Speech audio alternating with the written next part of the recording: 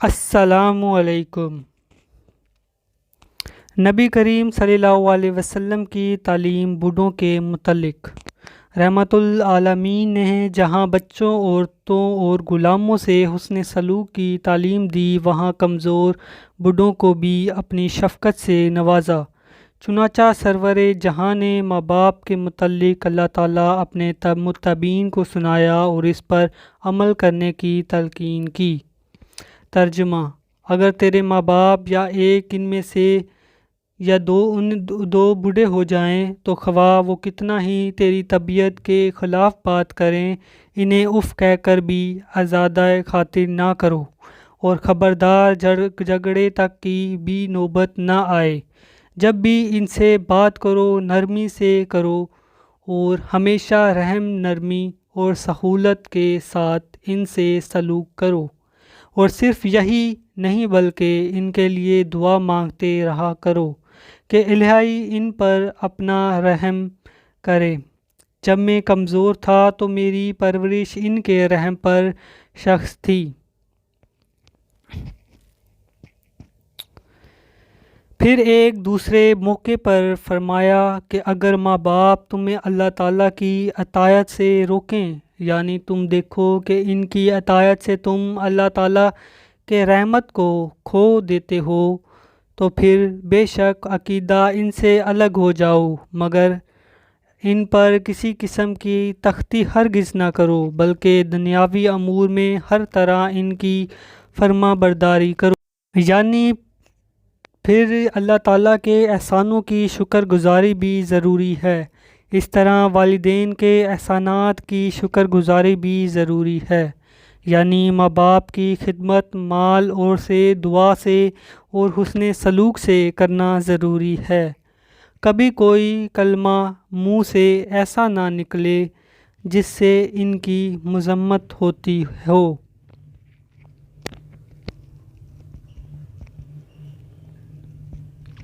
پھر حضور نے یہ فرما کر جنت ماں کے قدموں کے نیچے ہیں، اولاد کو ماں باپ کی خدمت کرنے اور حسن سلوک سے پیش آنے کی طرف توجہ دلائی۔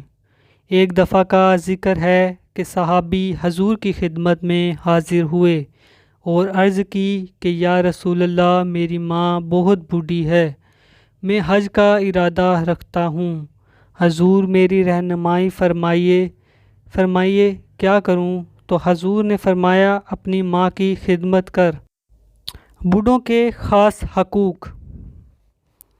پھر حضور نے فرمایا سفید بالوں کی عزت کرو، یعنی بوڑھوں کی عزت ملحوظ رکھو۔ پھر حضرت نے بات کرنے میں امامت کے حق میں ماں باپ کی خدمت کرنے میں جبکہ وہ بوڑھے ہوں ایک عجیب راز انکشاف فرمایا، اور وہ یہ ہے کہ ترجمہ: نہیں تم مدد دیے جاتے اور نہ ہی رزق دے جاتے ہو، مگر اپنے کمروں کی وجہ سے خدا تعالیٰ سے بہت کچھ حاصل کرتے ہو۔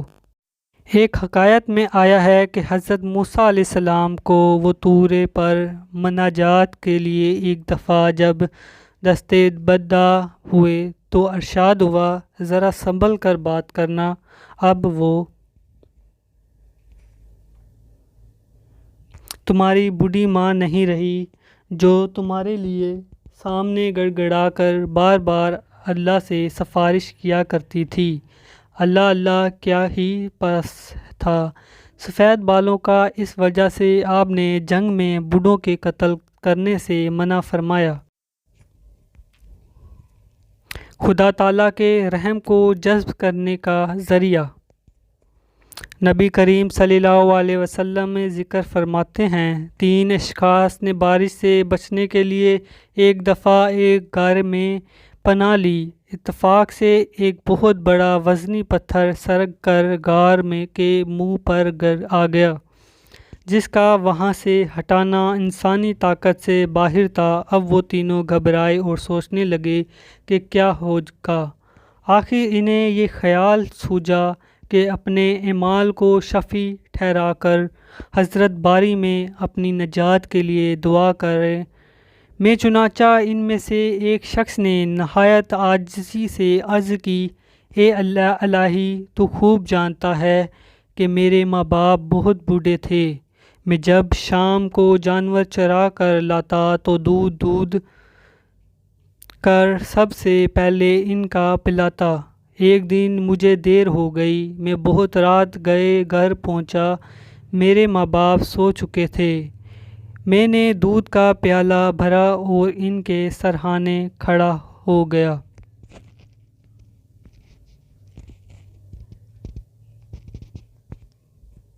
میرے بچوں بھوک سے بلبلاتے رہے، مگر میں نے اپنے بوڑھے ماں باپ کو ان پر مقدم رکھنا ضروری سمجھا۔ ساری رات کھڑا رہا کہ صبح کو جب وہ بیدار ہوئے تو میں نے انہیں دودھ پلایا۔ پس اے میرے رحیم اور کریم خدا، اگر میرا یہ پھل تیری رضا کی خاطر تھا تو پھر ہٹا دے۔ چنانچہ پھر سرک گیا۔ اس بیان میں رسول کریم نے نہایت عمدہ طور پر ماں باپ کی خدمت کو خدا تعالیٰ کے فضل و کرم کو جذب کرنے کا ذریعہ قرار دیا ہے، اور سمجھایا ہے کہ بوڑھوں اور کمزوروں کی خدمت کس طرح آڑے وقت مصائب و آفات سے بچا لیتی ہے۔ ترمذی میں ایک حدیث ہے کہ نبی کریم نے فرمایا، جو ہمارے چھوٹوں پر رحم نہیں کرتا اور ہمارے بڑوں کا شرف نہیں پہنچاتا، وہ ہم سے نہیں ہے۔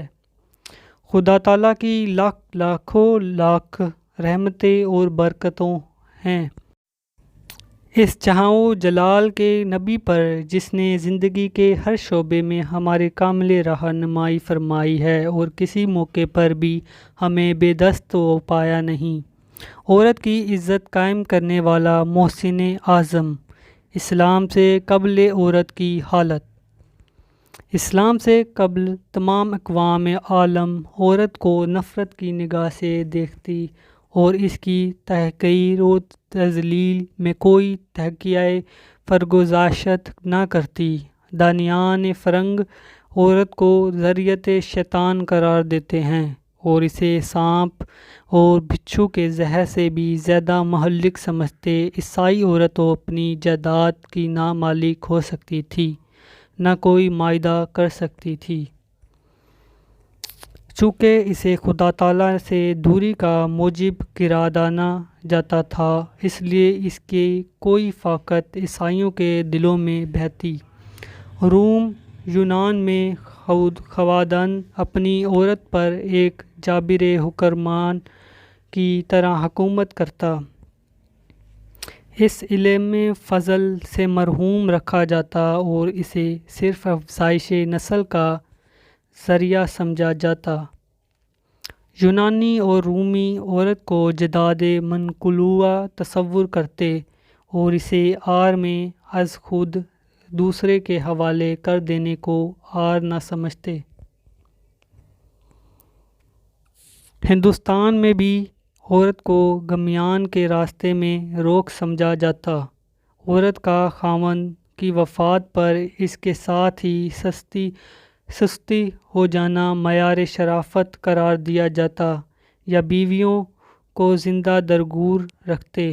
عرب میں بھی عورت کو کوئی قد و روکت بھی اسے دوسری جائیداد کی طرح بیٹے اپنے باپ کی وفات پر آپس میں بانٹ لیتے۔ نبی کریم فدائے روحی نے، جنہیں اللہ تعالیٰ نے رحمت للعالمین بنا کر مبعوث فرمایا، نہ صرف قولہ بلکہ عملاً عورت کی عزت کو دنیا میں قائم کیا اور اسے انسانی حقوق دلوائے۔ دنیا میں عورت کی زندگی کے 3 بڑے حصے قرار دیے جا سکتے ہیں۔ اس کی زندگی کا پہلا حصہ اس زمانے سے متعلق ہے جب وہ پیدا ہوتی ہے۔ اس کے متعلق نبی کریم نے فرمایا کہ لڑکیوں کی پیدائش کو بھی محبت الہی قرار دیا۔ پھر اس حصے سے زندگی کے متعلق اس ظالمانہ رسم کا جو عربوں میں رائج تھی، یعنی لڑکیوں کو زندہ درگور کر دینا ہی فرما کے قلعہ کما کر دیا۔ پھر جب اس پر بچپن کا زمانہ آتا ہے، اور اس کی تربیت کا وقت ہوتا ہے۔ اس کے متعلق ارشاد فرمایا کہ جس شخص کو خدا تعالیٰ نے لڑکیاں دی اور پھر اس نے ان کی اچھی طرح سے پرورش کی تو وہ لڑکیاں قیامت کے دن عذاب اور اس شخص کے درمیان روک بن جائیں گی۔ ایک دوسرے موقع پر آپ نے فرمایا کہ جس نے 2 لڑکیوں کی اچھی طرح پرورش کی دوزخ اس پر حرام ہے۔ نیز آپ نے فرمایا کہ جس نے لڑکیوں کو اچھی طرح پالا وہ اور میں قیامت کے دن اکٹھے ہوں گے۔ عورت کی زندگی کا دوسرا حصہ اس وقت آتا ہے جب وہ جوان ہو کر بیاہی جاتی ہے۔ اس کے متعلق بھی حضور کی تعلیم بے نظیر ہے۔ چنانچہ آپ نے یہ فرمایا کہ مرد اور عورت کے حقوق و فرائض برابر کر دیے اور فرمایا کہ جہاں مردوں کو عورتوں پر حقوق ہیں وہاں عورتوں کے بھی مردوں پر حقوق ہیں۔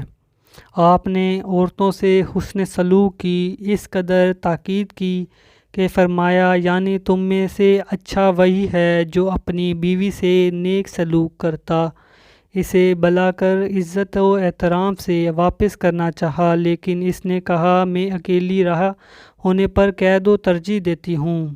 حضور نے اس کی قوم کے تمام قیدیوں کو آپ کے اکثر امور میں اپنی بیویوں سے مشورہ لیتے۔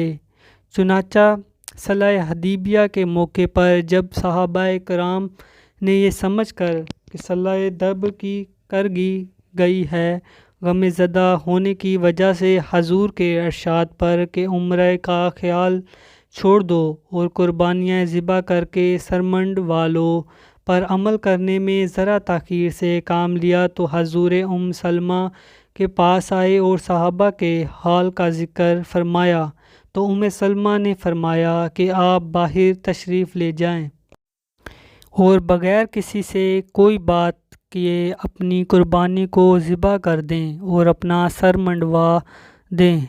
میں چنانچہ آپ نے ایسا ہی کیا۔ پھر صحابہ نے حضور کے ارشاد کی تعمیل میں چل دی۔ یوں معلوم ہوتا تھا کہ سر منڈوائے نہیں بلکہ کٹوائے جا رہے ہیں۔ حضور کی اعلیٰ تربیت سے عورتوں نے روحانیت میں بھی اتنی ترقی کی کہ دنیا کو محوریت بنا دیا۔ وہی عورت جو حقیر و ذلیل خیال کی جاتی تھی دنیا کی نظیر میں معزز و محترم ہو گئی۔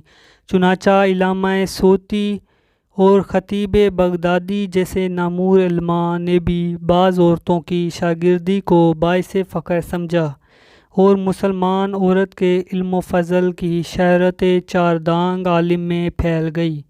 اسلام میں عورت کی وقت کے متعلق غیر مسلموں کی رائے اس بات پر شاہد ہے کہ نبی کریم نے کس طرح عورتوں کو کار مذلت سے نکال کر بام عروج پر پہنچا۔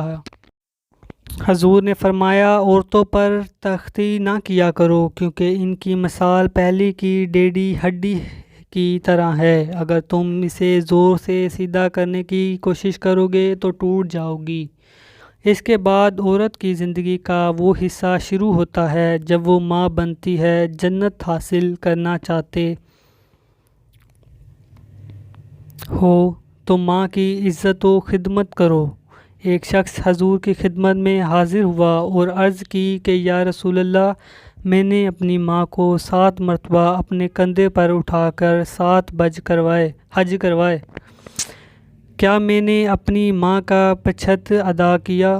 آپ نے فرمایا اتنا بھی نہیں جتنا اس نے تجھے ایک تر جگہ سے اٹھا کر خشک پر بٹھا دیا۔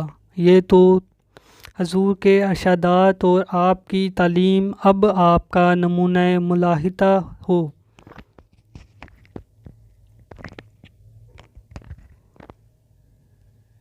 حلیمہ سعدیہ جس نے آپ کو دودھ پلایا اور گودیوں میں کھلایا تھا جب حضور کی خدمت میں حاضر ہوتی تو حضور احترام اٹھ کر کھڑے ہو جاتے اور اپنے کندھے سے چادر اتار کر ان کی خدمت بیٹھنے کے لیے بچا دیتے۔ آپ کے احسانات صرف مسلم عورتوں پر ہی نہ تھے بلکہ ہر مذہب و ملت کی عورتیں آپ کے حسن سلوک سے حصہ پاتی۔ چنانچہ جنگ حنین کے موقع پر قیدیوں میں آپ کی رضائی بہن جب آپ کے سامنے پیش ہوئی تو آپ نے اس کو پہچان کر اپنی چادر مبارک بیٹھنے کے لیے بچھا دی اور اپنے پاس رکھنے کی پیشکش کی، مگر جب اس نے اپنی قوم کے ساتھ رہنا پسند کیا تو حضور کے نے تحائف دیگر رخصت کر دیا۔ بنی تے نے جب شرارت کی تو ان سب کو قید کر کے حضور کے سامنے پیش کیا گیا۔ ان قیدیوں سے صفانہ بنت حاتم بھی تھی۔ جب حضور کو یہ خبر پہنچی تو آپ نے فرانس کے مشہور مورخ موسیوں لیبان کا بیان ہے کہ اسلام ہی وہ پہلا مذہب ہے جس نے عورت کی حالت کو درست کیا، اسے تمدن میں مساوی درجہ دیا۔ چنانچہ مشرقی عورت مغربی عورت سے علم و فضل میں ہمیشہ فائق رہی۔